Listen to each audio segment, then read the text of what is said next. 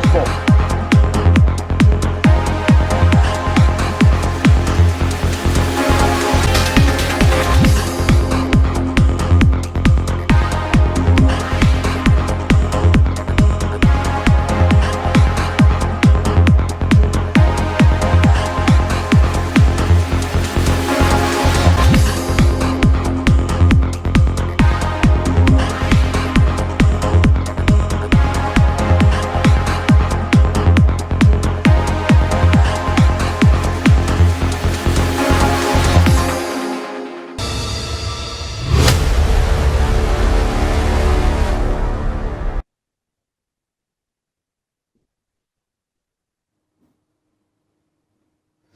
Hello and welcome to 360 Sports on Trust TV. I am Emmanuel Fashimi. We've got a lot of stories making the rounds in the world of sport, and we will be starting from Hungary, where Hungary is actually hungry for Nigerian athletes. But so far so good. We've not been able to get any medal from the World Championship that is going on in Budapest, Hungary right about now. We will be starting on a very, very good note. I will not say it's a sad note. On a very good note, finishing at that position is not a bad one at all. And that will be starting with one of Nigerian great athletes, Brume, in the long jump. She finished fourth right there at the World Athletics Championship after jumping a 2.88 meters jump in her second attempt, but she was edged to the bronze medal by Romania's Alina Rotaru-Kotman. Serbia's Ivana Vueleta took the gold with a world lead jump of 7.14 meters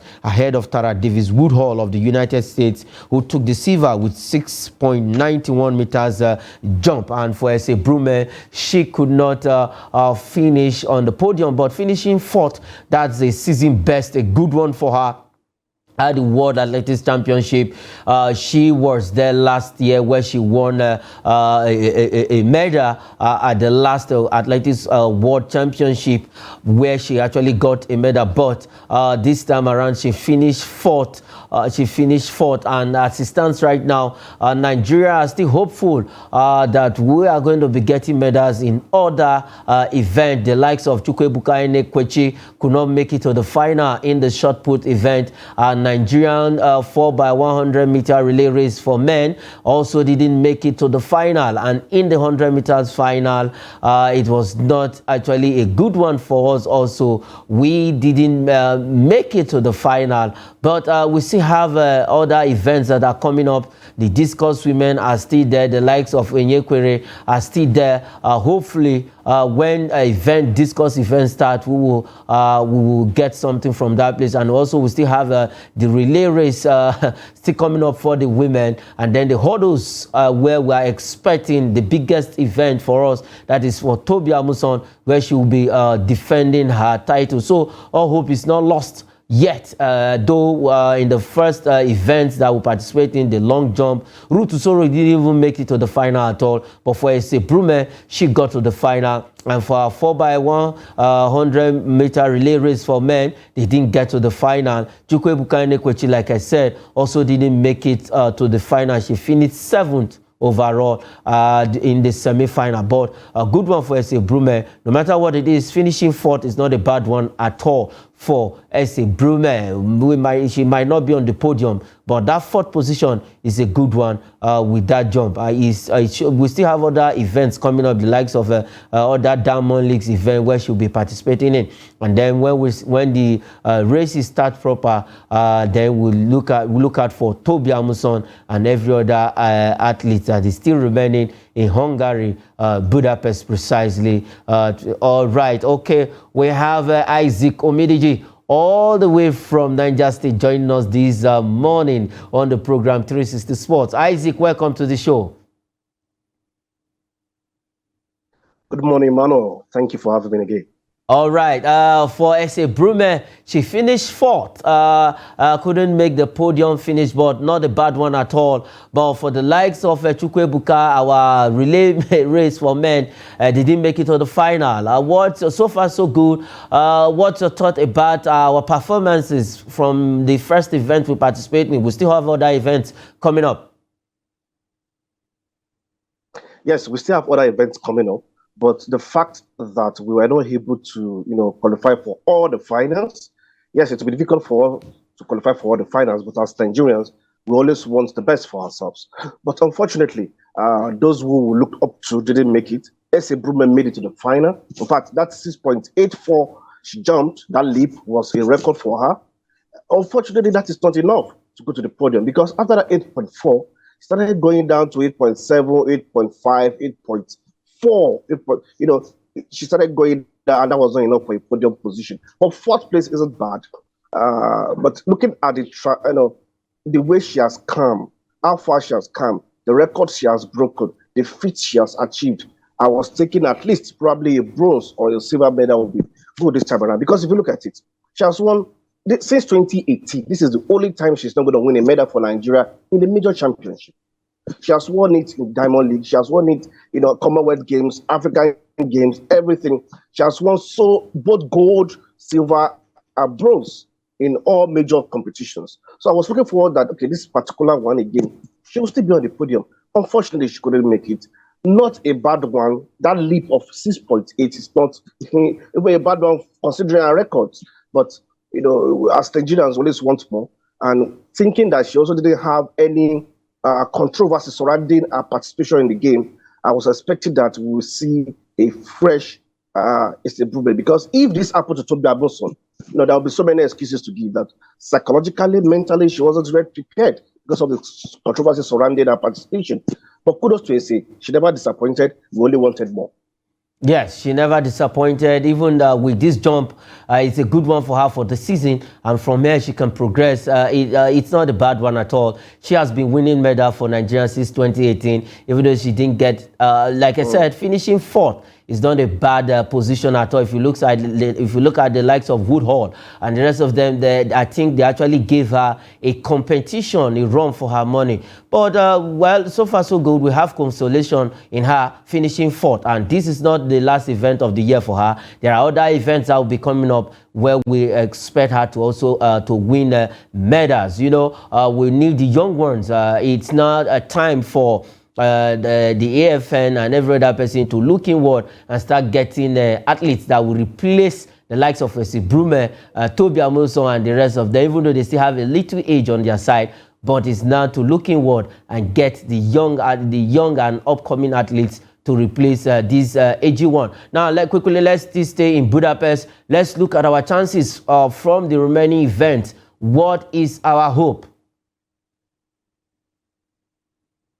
Well, the hope for me still lies with Toby, still lies with some of the athletes in the relay and hurdles, because those are the places where we are strong. Unfortunately, in short put, I was thinking our guy will be able to do well. He didn't make it to the finals. But I'm still looking at what will happen when we get to the hurdles, because we are very strong there. The relays were also very strong. But, as usual for Africa, we have seen the likes of Ethiopia, Kenya, Uganda, in the long races, clinching gold, silver, and bronze medals. So it is their time now to shine. We are going to the games where we also shine more. And I think we will see more of Nigerian athletes winning medals. Podium will be our place subsequently.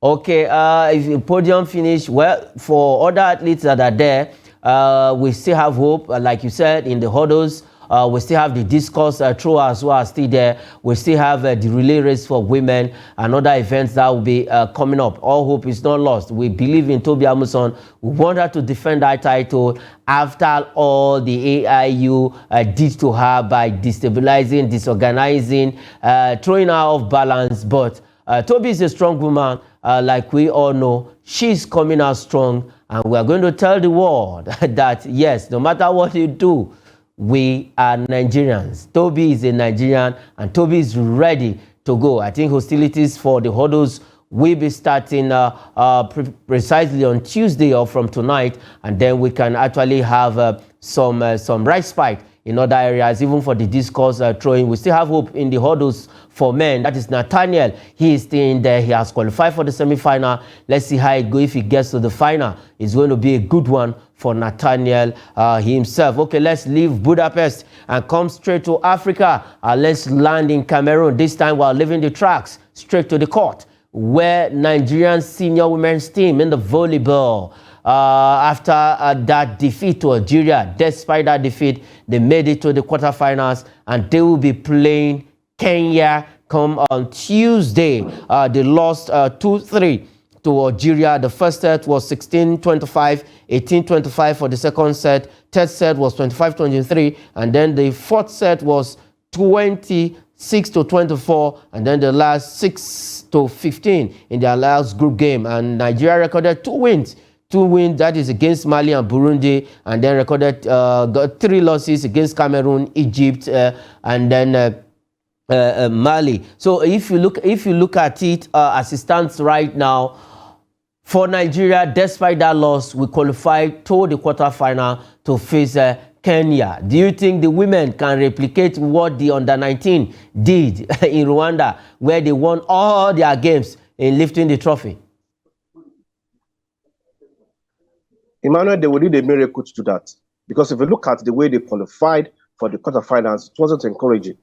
Now, they lost 3 games in the group stage. They won just 2 against lowly rated Mali and Burundi. And they lost to Cameroon, Egypt, and Algeria. The loss to Algeria is even very painful because they were 2 sets down. They came back 2-2, and we were looking forward to them getting the win at all costs. But they still lost 2-3 to the Algerians. And now we are facing Kenya. Kenya played all our group games and won all 5 with 15 points. All 5 group games were won by Kenya. And remember, they're one of the strongest countries when it comes to volleyball on the continent of Africa. They were the silver medalists in the last edition of this particular tournament. Now we are facing them with this kind of performance. We need to up our game. That we need a miracle. If not, again, we'll be crashing out at the quarterfinal stage. We need a miracle. Coach Samuel Ajayi has been talking tough despite the loss. Even when they lost against Egypt, he said the girls gave all their all. They did their best. Now again against Algeria, he repeated the same thing, that they are not going to leave any stone unturned against Kenya. Now you mentioned it, and we know that Kenya won all their 5 games. They qualified with 15 points, with Nigeria, who just qualified with just 6 points, winning just 2 games. Now if you look at the difference in points, very far. But sometimes points don't play volleyball. But do you fancy our chances at all, from what the coach said, Coach Ajayi? Do you fancy our chances at all by maybe we can get a win against the Kenyans? It is not impossible, but we need to be better. We need to play better. We need to believe ourselves. Because if out of 5 games you lost 3 and won 2, I am playing a side that has won all its 5 group games, then you need to up your game. Because to have won all the 5 group games, it's not a fluke. They have done it consistently on the continent and in tournaments. So we need to up our games. Coach Ajayi needs to get the mentality of the guys right to make them know that they can go ahead and win. If not, it will dampen on them that, hey, this is Kenya. They won all the 5 games. We won just 2. If they allow that mentality to set in, then we have already lost that particular game. So Coach Ajayi must do enough in motivating these ladies, in working on the areas where they're not doing enough. Lapses must be corrected, and we must be able to identify those lapses in the Kenya's team. Not that they are so perfect, no, they are not. But are we good enough to identify their weak areas and take advantage of them? All the time will tell.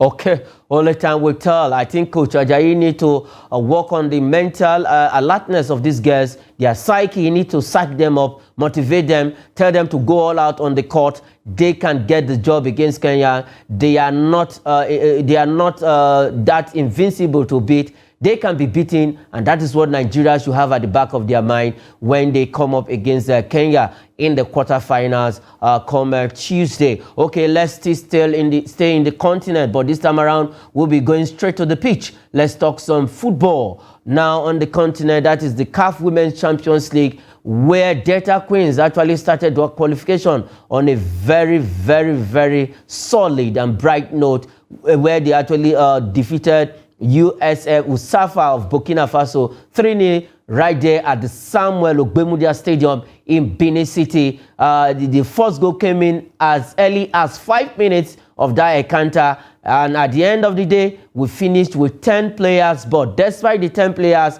Delta Queens was able to hold their own against this team. 3-0 it ended. Goes from Alaba Olabi Chinazago, who was adjudged the woman of the match. And then we have Messi Omoku in the 79th minute getting that third goal. And now for Delta Queens, before this qualification, they said they want to go to the Champions League, get every maximum point, and then win the tournament. Isaac Omediji, I don't know if you actually share that idea with Delta Queens. Can they actually win the tournament? If they have everything good enough for them, but we should remember what South African and Moroccan club sides have done. Club sides in this way have not fared well at all. When it comes to the female Champions League on the continent, Nigeria should be detected first. Okay, Nigeria should be detected. Okay, now if you look at the chances against this team for Delta Queens, I think they are on course to actually top that group and qualify proper for the CAF Women's Champions League. Now, what do they need to do to consolidate on this victory? Because we still have other groups in there. You see, 3-0 against US Safa of Burkina Faso is a good result. In fact, they were let me call a man down when we were still leading just by 2-0. Good for us, we're able to even get the third goal despite being a woman down. Now, what has been our major bane in women football and even in our football in Nigeria? Tactical prowess, technical stability. We don't have it. Previous CAF Champions League involving female clubs on the continent, we've seen our women showing strength, showing power, showing pace, but that technical and tactical awareness is always missing. And that is what these South African club sides and Moroccan club sides are doing right. So we must, and that starts from the coaching. That starts from the basis. It is even the basis we're talking about. We're not talking about something that is beyond what our coaches can do. The coaches need to up their games. The ladies also need to be tactically aware. But we would believe that it's just about strength and running. No, football is beyond that. You need to be tactical and technical. If you're using strength and pace, a tactical and technical team will take it to the cleaners. Okay, tactical awareness is what our coaches need to do for these ladies, and also go to the grassroots and pick those who can actually represent us well. The first time Rivers Angels went there, it was a woeful and dismal performance for them. Then Bayelsa Queens went there, they came back with the bronze medal, and now Delta Queens is going. Probably, maybe they will come back with the gold, and that is what we want to see, because when it comes to women's football in Africa, you cannot rule Nigerians out. Okay, let's now leave African continent and head straight to Australia, where the biggest one happened on Sunday. The Spanish women go from Carmona, the almighty Carmona, pipped England to that trophy. They defeated England 1-0, it ended. And now the Spanish female team, women's team, lifting their first ever trophy at the expense of the Lionesses of England. Isaac, I'm one of the happiest man on earth that Spain actually defeated England to lift this trophy. It's a good one for the Spanish women's team. And let's not forget that we have one Nigerian who is playing for them that we want to lure to come and play for the Super Falcons. But good one for Spain, Isaac Omidije. What was your expectation? Was it met by the Spanish team? To be sincere, I gave this trophy to the English ladies, to the Lioness. Not because I wanted them to win, but because I thought they were the better side going into the finals. Unfortunately, the Spanish team came as underdogs, in quotes, and they played good football. Probably we have underrated them and not paid more attention to what they've been doing in this tournament than England. And we thought probably England would have a stroll past them. No, the Spanish women came in and showed a lot of fitness, a lot of mental alertness, a lot of skills, a lot of techniques. And, they were everywhere over England at the point. And the English ladies, I say also, probably they were not lucky. They were not converting chances they should.